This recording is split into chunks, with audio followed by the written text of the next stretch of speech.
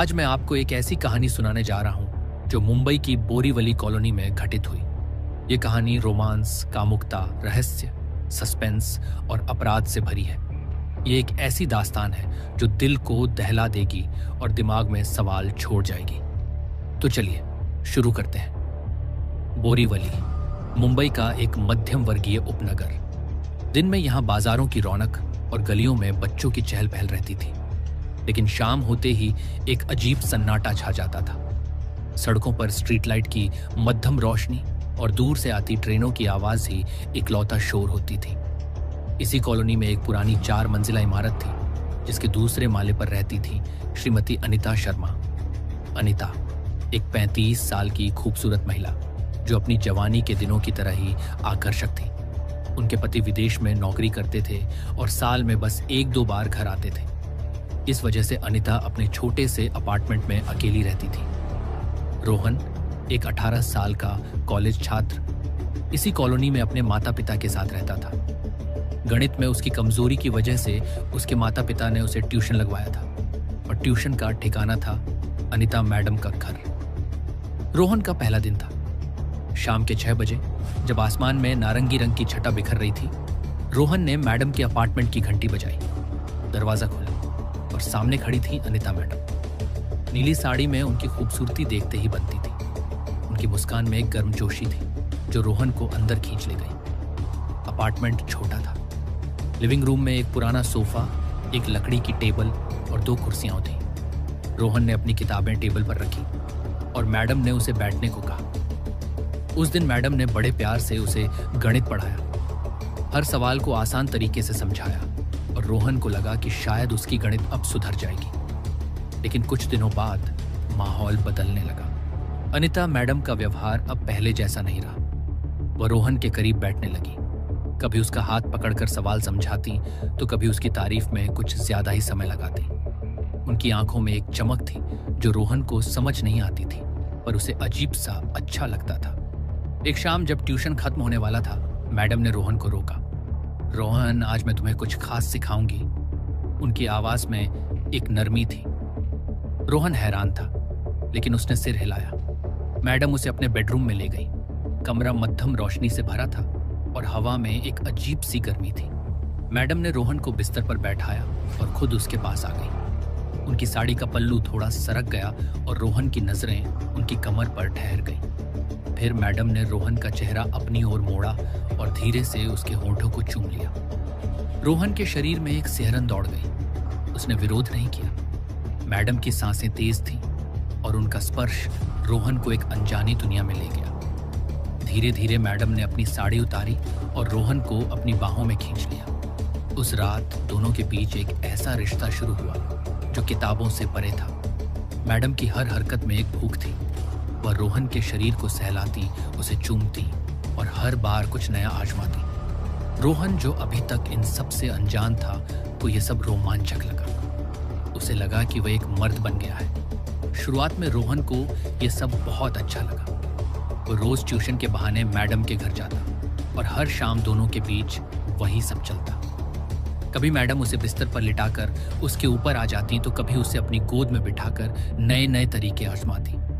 रोहन को यह सब मजेदार लगता था, लेकिन धीरे धीरे ये रोज का खेल उसे थकाने लगा। उसे लगा कि वे एक जाल में फंस गया है। एक दिन उसने हिम्मत जुटाई और मैडम से कहा, मैडम, मैं अब यह सब नहीं करना चाहता। मुझे अपनी पढ़ाई पर ध्यान देना है। मैडम का चेहरा सख्त हो गया। उनकी आंखों में गुस्सा चमकने लगा। तुम ये नहीं कर सकते रोहन, उन्होंने धमकी भरे लहजे में कहा। तुमने मेरे साथ जो किया, अगर मैं ये सब बाहर बता दूं तो तुम्हारी जिंदगी खत्म हो जाएगी। मैं तुम पर झूठा केस कर दूंगी और तुम जेल में सड़ जाओगे। रोहन डर गया। उसकी जिंदगी दांव पर थी। मजबूरी में उसने मैडम की बात मान ली और यह सब जारी रखा, लेकिन अब हर पल उसे भारी लगता था। वह रात को नींद नहीं पाता था। उसका चेहरा उदास रहने लगा और वह अपने दोस्तों से कटने लगा। उसे लगने लगा कि उसकी जिंदगी एक अंधेरे गड्ढे में गिर रही है। आखिरकार एक दिन रोहन ने ठान लिया कि वह इस जाल से निकलने का सिर्फ एक ही रास्ता है, मैडम को खत्म करना। उसने योजना बनाई। एक शाम वो अपने बैग में एक तेज चाकू लेकर मैडम के घर गया। ट्यूशन शुरू हुआ। मैडम उसे पढ़ा रही थी और रोहन चुपचाप अपनी किताबों में देख रहा था। फिर अचानक उसने बैग से चाकू निकाला और मैडम की ओर झपटा। चाकू मैडम के पेट में घुस गया। मैडम की आंखें चौड़ी हो गईं और उनके मुंह से एक दबी हुई चीख निकली। रोहन ने उनका मुंह दबा दिया और बार बार चाकू से वार किया। खून फर्श पर फैलने लगा। मैडम की साड़ी लाल हो गई और उनका शरीर बेजान होकर गिर पड़ा। रोहन का हाथ कांप रहा था, लेकिन उसने रुकने की हिम्मत नहीं की। उसने मैडम की सांसें बंद होने तक वार किए। अब रोहन के सामने एक लाश थी। उसने घबराहट में इधर उधर देखा। अपार्टमेंट में सन्नाटा था। उसने मैडम के शरीर को एक पुरानी चादर में लपेटा। खून की बूंदें फर्श पर टपक रही थी, लेकिन उसने जल्दी से उन्हें साफ किया। फिर रात के अंधेरे में वह चादर में लिपटी लाश को लेकर बाहर निकला। कॉलोनी की गलियां सुनसान थी। उसने लाश को एक पास की गटर में फेंक दिया, जहां कोई उसे आसानी से न देख सके। अगले दिन जब मैडम का कोई अता पता नहीं चला तो पड़ोसियों ने पुलिस को बुलाया। जांच शुरू हुई। पुलिस ने इमारत की सीसीटीवी फुटेज देखी, जिसमें रोहन को आते जाते देखा गया था। कुछ ही घंटों में पुलिस रोहन के घर पहुंच गई। रोहन को पकड़ लिया गया। पूछताछ में वह पहले तो चुप रहा, लेकिन जब पुलिस ने दबाव डाला और सबूत दिखाए तो वह टूट गया। उसने सब कुछ कबूल कर लिया। मैडम की हरकतें, उनकी धमकी और आखिरी में उसकी हत्या। अदालत में मामला चला। रोहन को 10 साल की सजा सुनाई गई। एक लड़का जो गणित सीखने गया था, अब एक अपराधी बन चुका था। यह कहानी खत्म होती है एक सवाल के साथ। क्या रोहन का यह कदम सही था? शायद नहीं, लेकिन यह हमें सिखाती है कि जिंदगी के फैसले सोच समझकर लेने चाहिए, वरना अंजाम ऐसा हो सकता है जो जिंदगी को हमेशा के लिए बदल दे। अगर आपको हमारी मेहनत और यह वीडियो पसंद आई तो एक लाइक जरूर करें। ऐसी और बढ़िया बढ़िया वीडियो देखने के लिए हमारे चैनल को करें सब्सक्राइब और कमेंट में बताइए आपको वीडियो कैसी लगी। मिलते हैं अगली वीडियो में, तब तक के लिए बाय।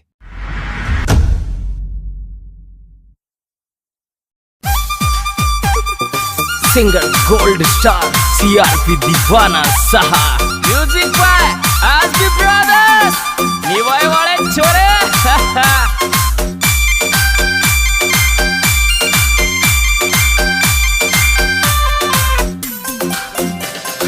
येरे येरे येरे येरे येरे येरे धीरे धीरे पेक बना पतली सी बैठ बना सके डावे। वो धीरे धीरे पेक बना पतली सी बैठ बना सके डावे।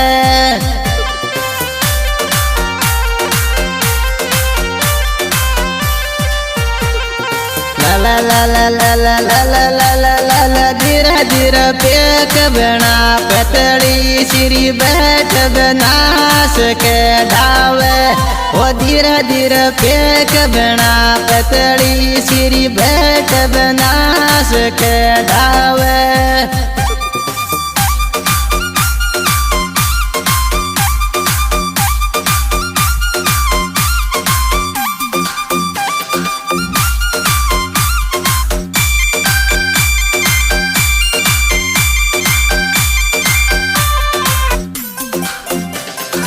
ये रे रे रे रे रे रे रे रे रे रे रे चोरी मन ये तेरो भरोसो को तो तू ही दिल तोड़ जागी के।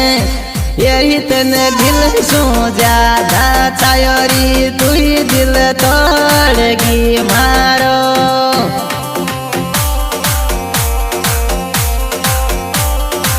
डो डो डो डो डो डो डो डो डो डो डो यारी तन दिल सो ज्यादा चायोरी तू ही दिल तोड़गी मारो। छोरी तन दिल सो ज्यादा चायोरी तू ही दिल तोड़गी मारो।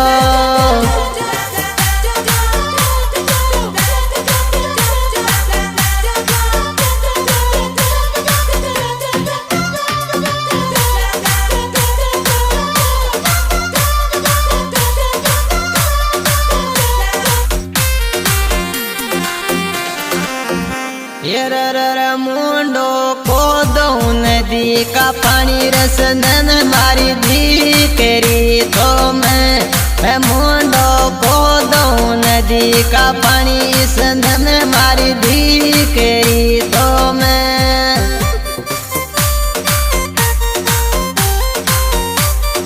डो डो डो डो डो डो डो डो डो रे मुंडो को दो नदी का पानी संधन मारी दीकरी तो मैं ओ मुंडो को दो नदी का पानी रसंधन मारी दीकरी तो मैं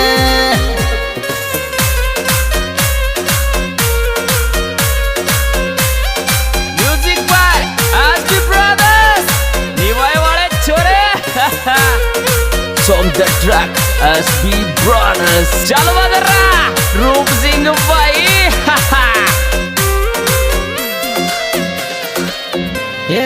रे तारी रे चुन्नी कारी छूटी लाज सीधी के झूलरिया खानो ओरी तारी चुन्नी का छूटी लाज सीधी के झूमरिया धानो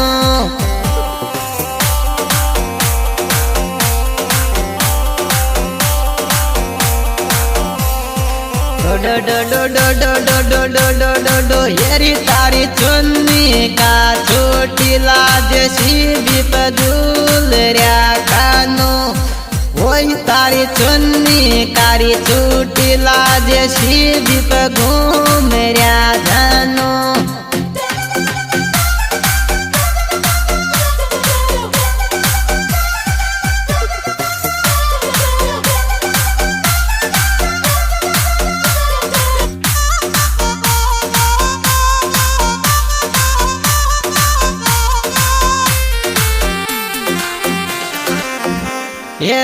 रे मोहब्बत रहेगी न दूरी मारी रे ध्यान खानों की ओ मोहब्बत रहेगी न दूरी मारी रे ध्यान खानों की